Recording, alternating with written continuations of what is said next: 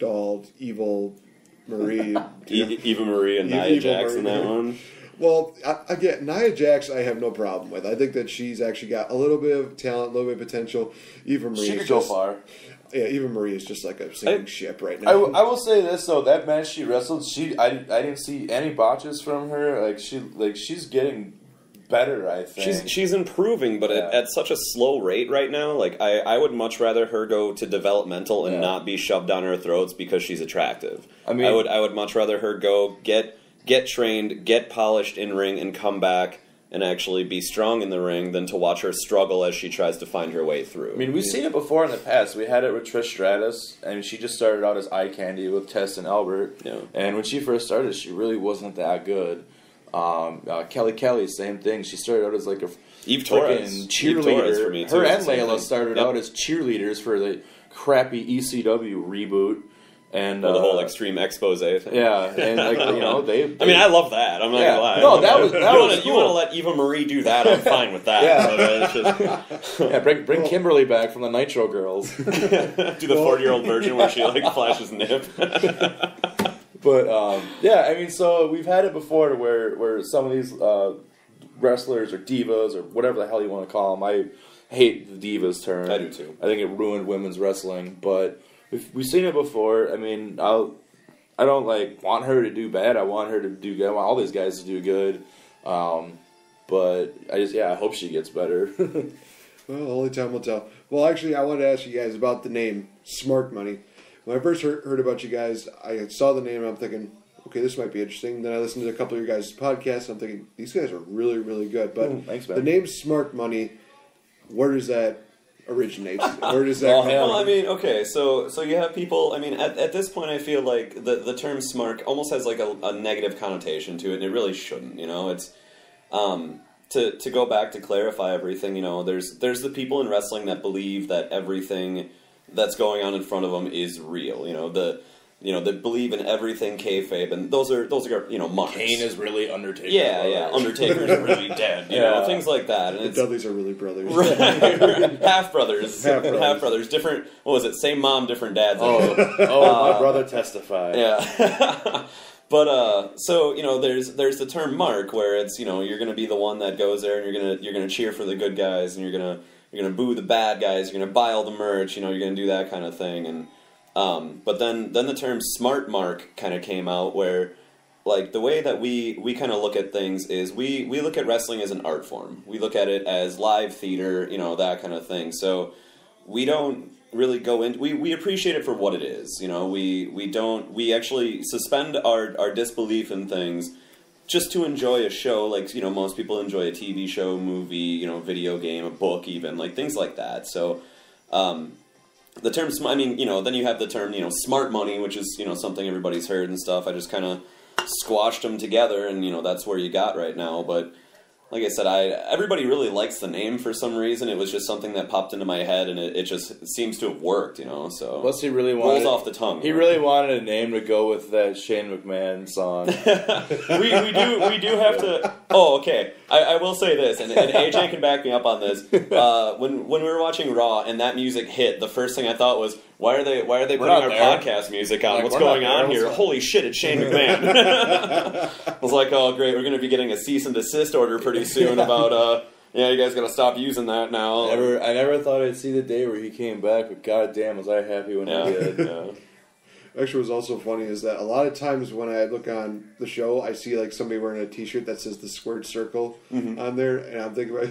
I show Spencer that, and he's just like, "Wait, what is that? It's like trademark. You're taking our stuff, man." He never heard about that. I was going to ask him about that myself because there's been a thing where I think it's different because there's the squared circle and then it's just squared circle. But I believe that goes back to almost like Attitude Era, maybe like early 2000s. I've seen those shirts like live and stuff at different events. So. Was it Victoria who used to wrestle had? I don't know if she still owns it or not. But there's a restaurant down in Chicago that she owned or used to own. It's called the Squared Circle. Yeah, and I mean it's a popular term. It is what it is. I mean But I thought about that as soon as I saw that, and I was like, oh man, like, uh-oh. The squared circle, it's going to be one of those things that trends worldwide, apparently. Right. Hey, whatever works, whatever gets your name out there, I guess. Exactly. Yeah.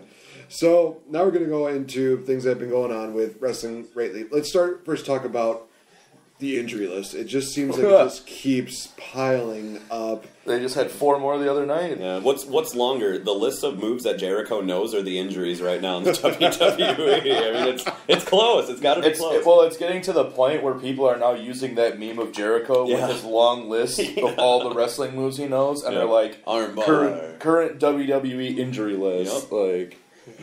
Number 1, John Cena. Number 2, Cesaro. Number 3, John Cena. John Cena is armbar on that list. Number 75, Canadian John Cena. Number 87, Juan Cena. Old 234, Japanese John Cena. Japanese John Cena. And actually, I'll ask you about this because John Cena, whether I agree with it or not, is indeed the name and face of the company. Yes. And I don't know if you guys, talked about this or you've heard about this. The whole CM Punk podcast on Colt Cabana's show. Yes, you've heard about one of the things that he mentions was that it seems like a lot of things that they do is, what's next for John Cena? What are we going to do with John Cena after this? What are we going to do after this? Do you think that now that John Cena is out of the picture, that's going to more help them realize, hey, we actually got more stars that we can actually use? Or are they going to more focus on singling out a person to be the next, top guy, to be that next, smiley face, Fruity Pebble, Cocoa Puff. They're already doing it. They're trying it with Roman Reigns right now, but I don't think that anybody is ready for that role yet. Honestly, if you look at what John Cena has done, and Daniel Bryan was. Take him for what he is, as far as love him or hate him. The guy is the man in the company, and you have to respect him as far as what he does outside the ring, and that's what I will always say is. I'm not exactly a John Cena fan, but I respect the person, the actual man behind the character, I think. But as of right now, I just don't know of anybody that's ready to assume that role, and until then, I still think he will be the guy. And what is he now, 38? Oh, he's getting up there. Yeah, I know he's up there right now. It's just, it's curious to me. I just don't know how much longer he has left in the tank. When he debuted, like 2002? I think something, against Kurt Angle. Something like that, yeah. What do you have that makes you think you can hang with me? Ruthless aggression! Just the way his face and just like, what the heck? So cheesy. Yeah. Well, I'm hoping that, eventually you'll start seeing some guys get a little bit more of a push and stuff, just to kind of see who's ready to assume that role. And I understand, again, that Roman Reigns is the guy that they want it to be. It's just, it's very hard when the crowd isn't, he's not catching on with that. And after force-fed it, after seeing a rumor the other day that Roman Reigns is tentatively penciled in to headline the next 3 years of WrestleMania. I actually saw that too. Ugh, it's rough, man. They're gonna have to do something with him and fast, because right now, I know we discussed this a little bit last night during the UFC fights. How bad is it when the guy that's in the main event for WrestleMania is being held off of TV intentionally because of the fact that they're worried about the heat that he's going to get and the reaction he's going to receive?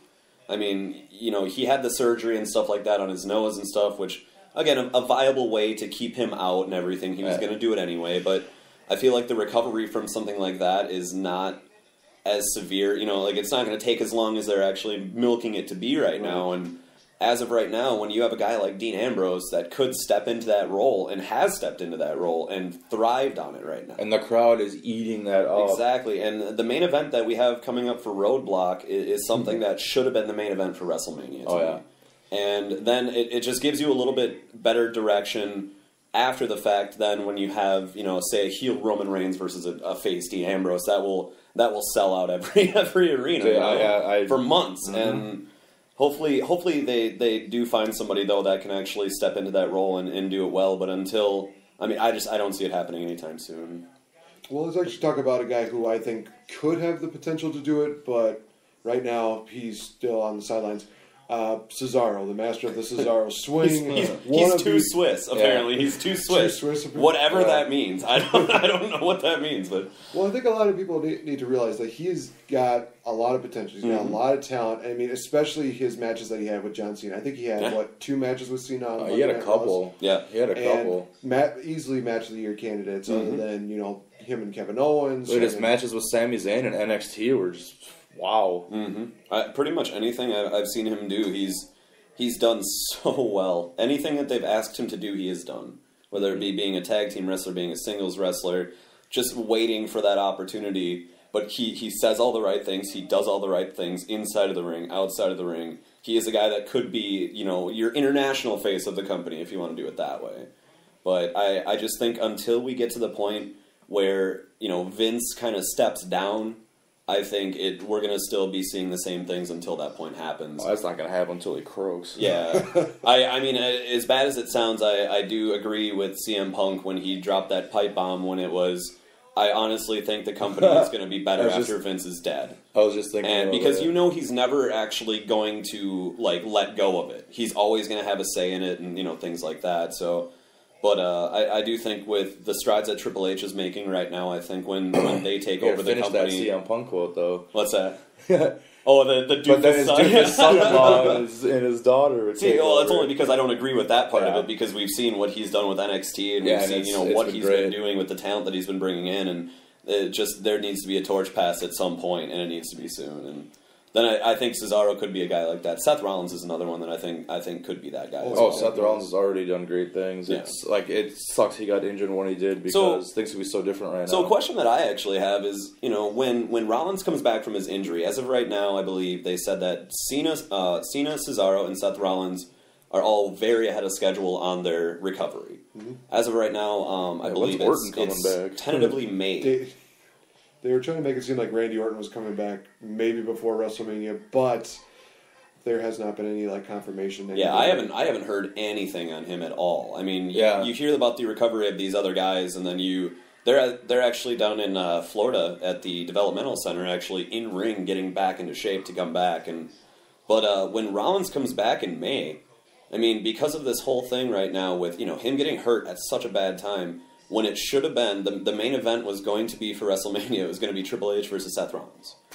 And now, I think that's why a lot of people are kind of salty about the whole Roman Reigns thing, because he just kind of got plugged into that spot that it should have been Rollins. Right. But when he comes back in May, he can't be a heel.